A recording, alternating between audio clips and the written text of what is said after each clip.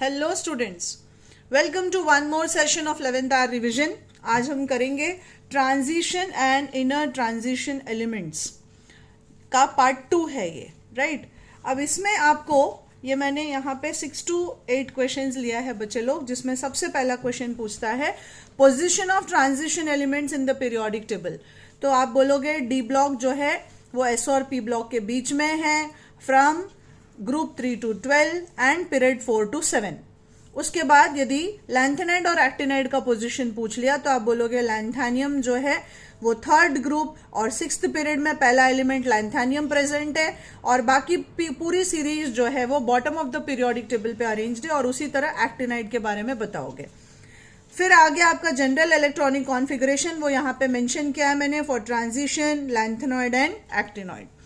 अब नेक्स्ट आगे बच्चे लोग ये अलग अलग क्वेश्चंस, जिसमें से सबसे पहला है वेरिएबल ऑक्सीडेशन स्टेट।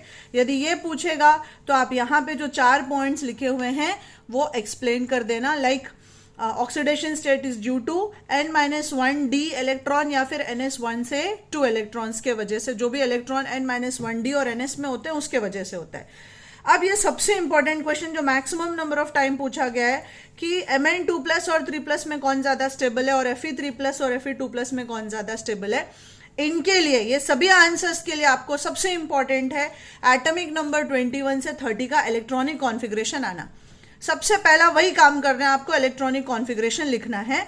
और फिर आप यहां देख सकते हो मैंने स्पेसिफाई किया है कंप्लीटली हाफ फिल्ड होने की वजह से Mn2+ ज्यादा स्टेबल है और Fe3+ ज्यादा स्टेबल है।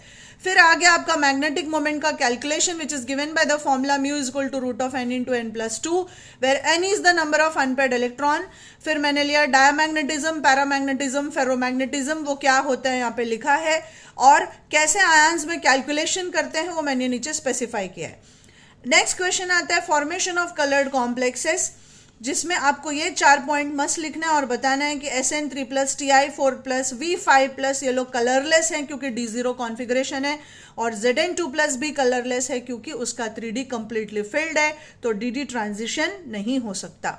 अब नेक्स्ट इंपॉर्टेंट क्वेश्चन बच्चे, definition of flux gang mineral, ये भी काफी बार पूछा है, और आपको ये 3 मेटल का मिनरल और ओर पढ़ना है। याद रखना जो सबसे पहले लिखा हुआ है वो यहाँ पे ओर है, तो नाम और फॉर्मूला पढ़ लेना।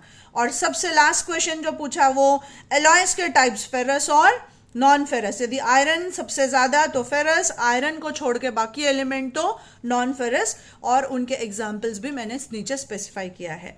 तो ये 6 to 8 क्वेश्चंस और पढ़ोगे बच्चे लोग, आपका डी ब्लॉक का 3 से 4 मार्क्स 100% आपको